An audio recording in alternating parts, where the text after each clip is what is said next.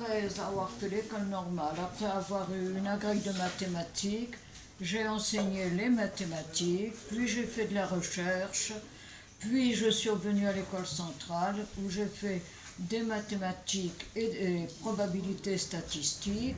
J'ai travaillé avec Dominique Végel sur la cristallographie dans les espaces de dimension supérieure à 3.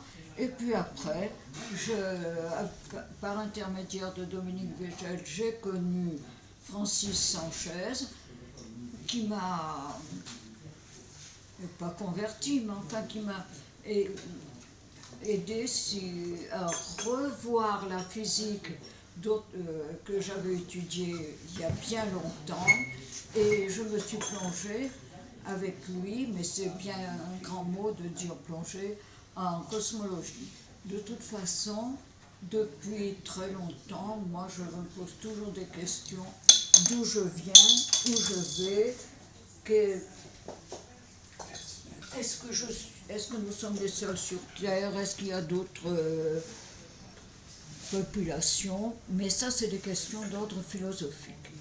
Alors pour aujourd'hui, à la demande de Francis,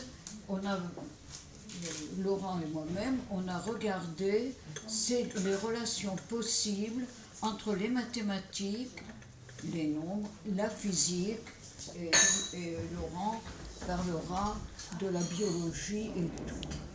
Alors, rassurez-vous, je ne me lancerai pas dans les questions de mécanique quantique, de ceci, de cela, je dirais que des bêtises. Mais par contre, dès qu'il y a des maths, je m'engouffre et ça va mieux. À chacun sa spécialité. Alors, on a quelques diapos que malheureusement on aurait mis là-haut. Donc, les parties. Quelle était la première? La première? Oui. En physique des particules, on dit qu'il y a 30 paramètres inconnus. Et ce mot 30 paramètres inconnus, non, on les connaît, puisqu'on les a calculés plus ou moins bien. Peut-être qu'inconnu, on veut dire d'où viennent-ils. On voulait dire que les constantes des paramètres, c'est les constantes, c'est ça? Voilà, c'est ce que je voulais vous dire. On préfère, Dominique Végel et moi-même, les appeler des invariants. Parce que paramètres, ça vous rappelle les bonnes équations que l'on avait quand on était au lycée. Quelle est la valeur du paramètre pour que telle équation ait telle propriété? Et donc, le mot que l'on voit dans la littérature anglaise, free parameters, n'est quand même pas très correct. Les paramètres, ils sont tous, ils ne sont pas libres. Alors, parmi ces paramètres ou ces invariants, il y en a beaucoup qui sont connus. La masse de Fermi, la concentration universelle, et tout, enfin il y en a beaucoup.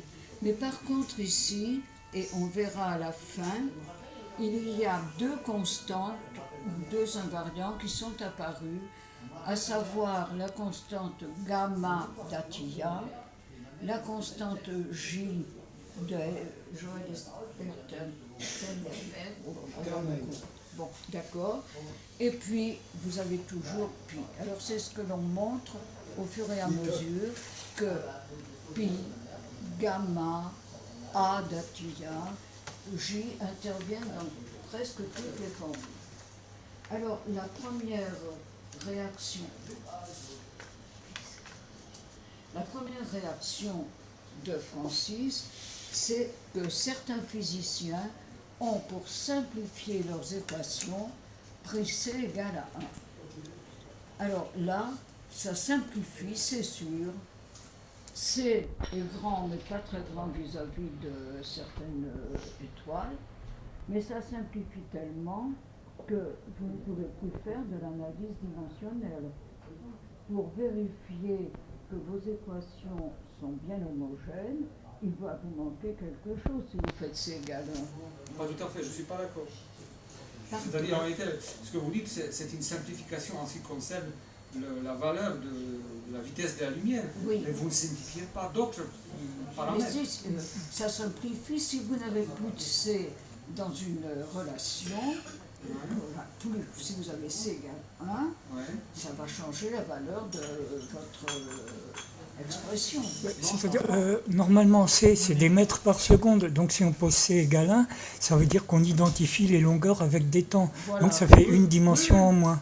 Oui, mais justement, du point de vue des calculs, si vous faites avec C égale 1 ou C égale 300 000, vous obtiendrez non, c'est pas 300 000, c'est 300 000 km par seconde. Oui, non, mais je simplifie. C'est important. Non, absolument, mais je pense que normalement, on obtient le même résultat. Dans une équation, c'est juste une simplification. Oui, c'est une simplification. Justifiée parce que C est petit vis-à-vis d'autre chose. Mais... Non, mais c'est pas, à mon avis, c'est pas à cause de la valeur de C. C'est pour simplifier ensuite la transformation, etc. Ça n'a pas grand... La simplification n'a pas pour but de la valeur. C'est le... disons, ça simplifie parce que ça enlève tous les C dans les formules. C'est-à-dire, au lieu d'avoir un sur C2, etc., on a... Pour les formules, mais pas pour la valeur. C'est ça ce que je veux dire. Ouais. Ah, je l'ai rangé. Parce que si je l'oublie, je vais d'accord. C'est une constante.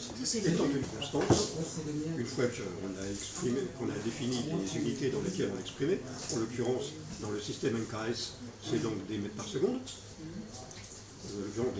Oui, c'est ça. C'est une constante, on lui donne une valeur. On peut lui donner une valeur arbitraire et puis les autres valeurs, on va devoir faire avec. Mais le problème, si on dit C égale 1, on n'est plus dans le système MKS, on est dans le système MK. Donc le S il disparaît puisque les secondes, c'est des mètres. On ne va pas passer une heure sur les observer, c'est vrai. Mais Einstein l'avait déjà remarqué, il disait qu'il ne devrait y avoir que deux unités. On pourrait se contenter de deux unités, à savoir la seconde et la vitesse de la lumière. Si on pose C égale 1, bon, c'est pas tout à fait exact de dire qu'il n'y a plus d'analyse dimensionnelle, mais disons elle est un peu moins riche. On a une dimension en moins. On va continuer, c'est pas n'importe quoi. Alors là, on parle du cube des théories. Qu'est-ce que cela veut dire? C'est d'abord une théorie établie par 3 physiciens russes. J'espère ne pas écorcher leur mot. Georges Gamow, Dimitri Ivanenko et le célèbre Lev Landau. Cette théorie consiste à prendre les 3 constantes. Vous les voyez, H, grand G et 1 sur C. Les axes représentent les 3 constantes. Les sommets du cube représentent les théories établies à partir de ces constantes. Alors, vous avez toutes les théories, relativité restreinte, générale.